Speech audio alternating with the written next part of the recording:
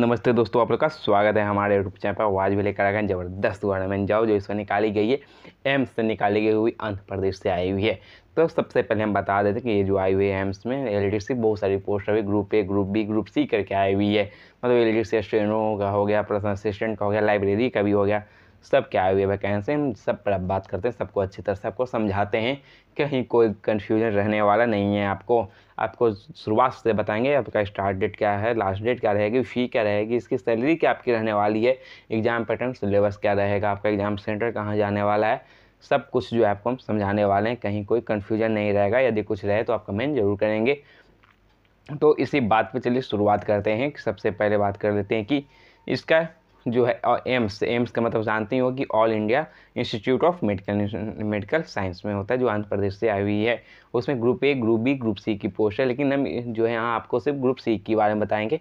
Group A और group B की जानकारी नहीं देंगे, वो नर्स डॉक्टर का जो होता है वो सब के लिए, इसलिए उस पर बात नहीं करते हैं। और ग्रुप सी में आपका एलडीसी, वो भी एलडीसी स्टेनो और पर्सनल असिस्टेंट की बात करेंगे।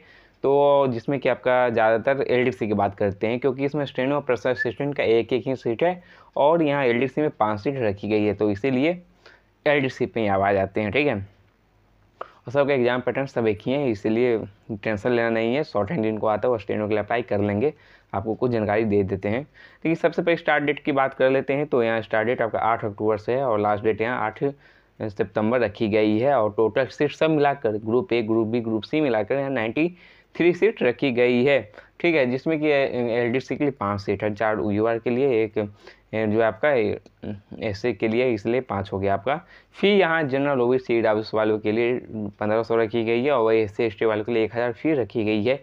एज आपका 18 से 30 साल है और जो रिलैक्सेशन मिलता है, मतलब कि आपका एससी एसटी का 5 साल का, ओबीसी का 3 साल का, वो आपका इसमें रहने वाला है।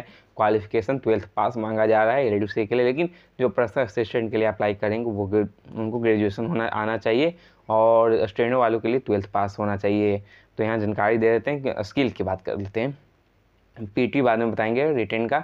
आगे स्किल जान लें कि जो एलडीसी के लिए अप्लाई करेंगे उनको टाइपिंग आनी चाहिए हिंदी में 30 वर्ड पर मिनट, या फिर इंग्लिश में करना चाहते हैं तो 35 की स्पीड आपको आनी चाहिए। लेकिन वही शॉर्ट हैंड के लिए जो अप्लाई करेंगे तो उनके स्टेनोग्राफर के लिए तो उनको 80 वर्ड पर मिनट की स्पीड से आपको शॉर्ट हैंड आनी चाहिए। हिंदी और इंग्लिश कोई एक आनी चाहिए।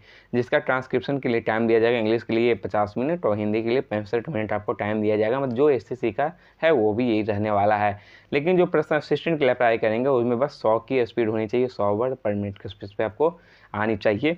तो रिटेन सबका एक है, इसलिए इसको यहीं से हटा देते हैं। सीट एक एक है, बता देते हैं। तो अब यहाँ बात कर लेते हैं कि सबसे एग्जाम सेंटर की बात करें। एग्जाम सेंटर आपका यहाँ दिया हुआ है, आपका विजयवाड़ा, कोलकाता, चेन्नई, पटना, मुंबई, जयपुर, भोपाल, लखनऊ, बेंगलुरु, अहमदाबाद, रायपुर आपको दे दिल्ली, गुवाहाटी, भुवनेश्वर, हैदराबाद और तिरुवनंतपुरम में आपका जो यहाँ रखा गया है एग्ज़ाम सेंटर। जो आपको नज़दीकी सेंटर लगेगा, ऑप्शन रहेगा, आप उस एग्ज़ाम सेंटर में आप जा सकते हो जो नज़दीकी आपको लगता है। और ये बात करें इसका अब कितने सीट से आपको इसमें जो है गुजरना रहता है, तो सबसे पहले बता दें कि CBT1 जो आपका होगा, उसके बाद जब इसमें कट ऑफ आपका निकलेगा उसके बाद आपका स्किल लिया जाता है। और तो इसमें ज़्यादा सिलेबस आपका नहीं रहता है। सिलेबस आपका हिंदी, मैथ, रीजनिंग जो है आपका ये रहने वाला रहता है और ये पैटर्न पे आपका एग्जाम लिया जाता है। उसके बाद आपका शॉर्ट हैंड हो गया, शॉर्ट हैंड लिया जाता है, नहीं तो फिर स्किल लिया जाता है। तो आपका जो फिर स्किल इसके बाद हो जाता है, फिर आपका डॉक्यूमेंट वेरिफिकेशन हो जाता है। बात है कि एम्स की यहाँ बात कर लेते हैं। इस एम्स में नोटिस में सिलेबस का कोई जानकारी दी नहीं गई है। ठीक है, ये एम्स हम आपको बिहार मतलब पटना एम्स में आया हुआ था, फिर लखनऊ आ गया, उसी के बेस पे आपको जो एम्स का जो एग्ज़ाम पैटर्न है वो बता दिए हैं।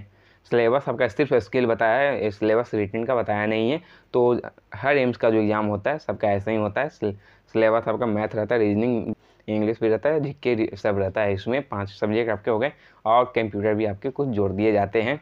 तो और कहीं कहीं क्या होता है एम्स में, जैसे पटना एम्स के लिए आप तैयारी किए होंगे तो उसी दिन आपका इंग्लिश टाइपिंग ले लिया जाता है। लेकिन नहीं, इसमें बोला गया कि रिटन जब क्वालिफाई आप करोगे तब आपका टाइपिंग लिया जाएगा, मतलब स्किल लिया जाएगा। तो इसमें कुछ मतलब एम्स है आंध्र प्रदेश में पैटर्न कुछ चेंज है। ठीक, कोई बात नहीं है। आपका सिलेबस कुछ नोटिस आता है तो हम बताएंगे, आपको जानकारी दे देंगे। ठीक है, लेकिन अभी है नहीं, इसलिए इस पर जानकारी दी नहीं है आपको। बस हर एम्स का जो होता है दिल्ली, पटना के अनुसार बता दिए हैं। सिलेबस में डाउट नहीं होना चाहिए, बताएंगे ज़रूर। आपको लिंक जो है आपको फिर से लिंक आपको मिल जाएगा, इसका टेंशन लेना नहीं है।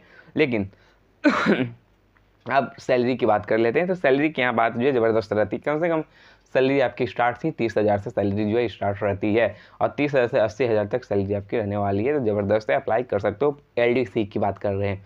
और जिनको PDF चाहिए तो PDF जाकर मेरे टेलीग्राम का लिंक आपको रहेगा डिस्क्रिप्शन में, नीचे जाकर जुड़ जाइएगा। PDF डाउनलोड करके आप आराम से देख सकते हो। बताओ आपको जो पोस्ट आया हुआ है, जैसे लाइब्रेरी का आया हुआ था, कुक का भी आया हुआ है, ग्रुप A में आया हुआ है, MBBS किए हुए हैं जो लोग किए हुए उसके लिए भी आया हुआ है। आप जाकर देख सकते हैं, आराम से अप्लाई कर सकते हैं। तो आज के लिए इतना ही है, बस इसको शेयर और सब्सक्राइब करें। धन्यवाद।